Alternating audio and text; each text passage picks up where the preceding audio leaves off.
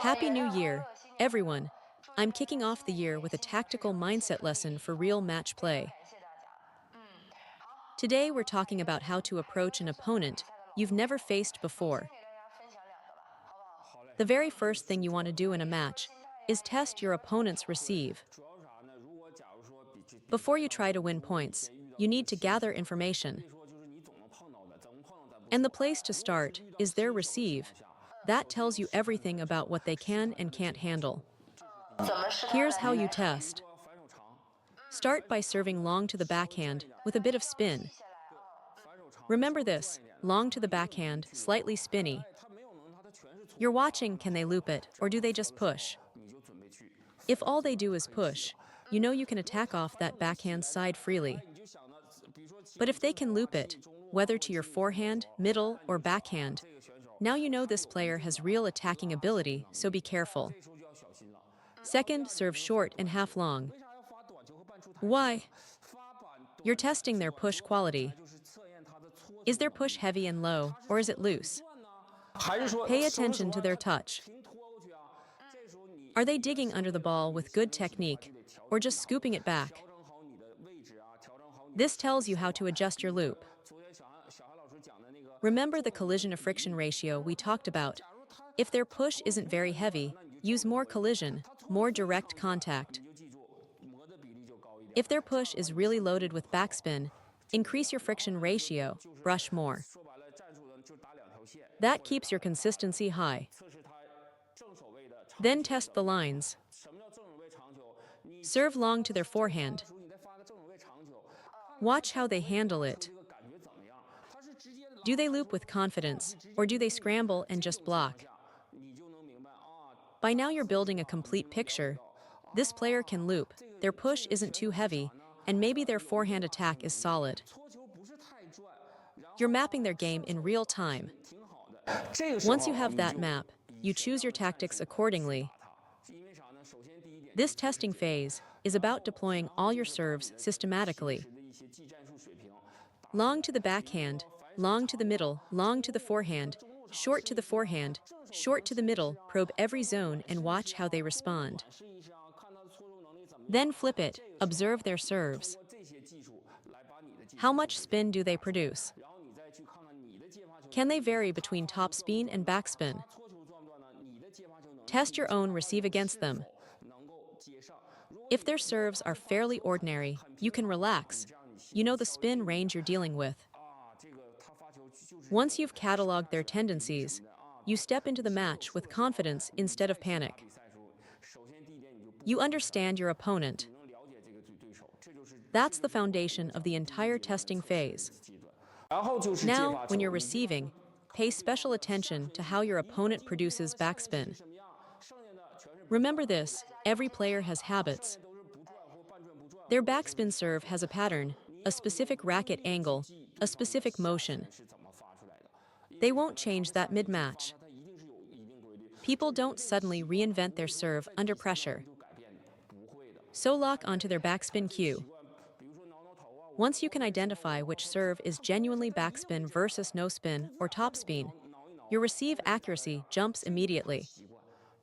Those habits are consistent, use them. When your receive keeps breaking down, stop and think, what did their racket angle look like on that backspin serve? Memorize it. Everything else, the ones that look similar but aren't heavy, those are likely no spin or top spin. Just isolate the backspin tell, and you're ahead. Then exploit what you've learned. If their forehand is weak against long serves, attack there. Once they start adjusting, switch to short serves. Then at the key moment, go long to the forehand again. They'll fall right back into the same pattern. That's how you use your scouting to build a tactical sequence. Next, the second big point is mindset. If you play amateur table tennis, you absolutely must protect your mental state. That obsessive, desperate need to win, let it go. I've been through that phase myself, where every point felt life or death. It's destructive. We're here for the joy of the sport. As a recreational player, don't measure your session by wins and losses. Measure it by whether you played the right shots, whether your game improved, and whether you had fun. Think about it this way. In today's match, maybe you attempted a loop you'd never dared try before. Maybe you hit a down-the-line shot for the first time. Maybe you attacked a ball you normally would have just blocked. That's real progress, and that's where the joy is. You have to anchor your mindset there, because only then can you actually apply the techniques you've been learning. If all you think is, I must win, you'll play it safe forever, just pushing and blocking, relying on your opponent's mistakes. You'll never grow beyond that ceiling. Say you play reverse pen-hold backhand. You've never dared attack with it in a match, but today you went for it. Maybe you missed 4 out of 5, but that one that landed. That's a breakthrough. That's growth. And we need that growth. Now, the stage where winning truly matters comes later, when you've actually developed a complete set of tools. Until then, every match is a classroom. Why aren't you attacking with your forehand? Why aren't you using the banana flick on your backhand? If you never try, you never improve. Ask yourself honestly, what's the point of playing if you're just going to push and defend forever, waiting for the other person to miss? Every time you step up to the table, commit to attempting at least one aggressive shot you've been working on. We're here to stay healthy and have fun, not to win a gold medal. So be bold. Go for the power loop. Go for the spin loop. Go for the long push. Go for the banana flick. Now, every new technique has an adjustment period before it fits into your match game. But by the second or third month, those banana flicks start landing. Or think about looping against backspin. At first you don't dare attack. Everything drops into the net or flies long.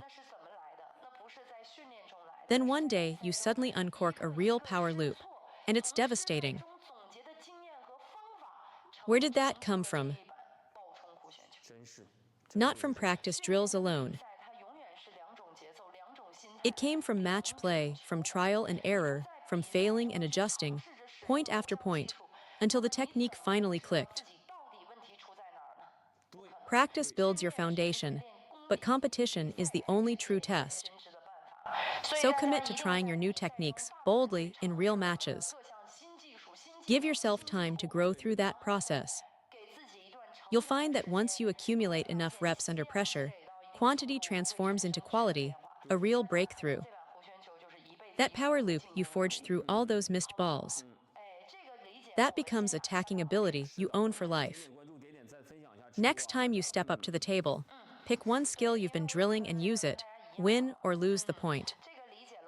Growth lives on the other side of those missed shots.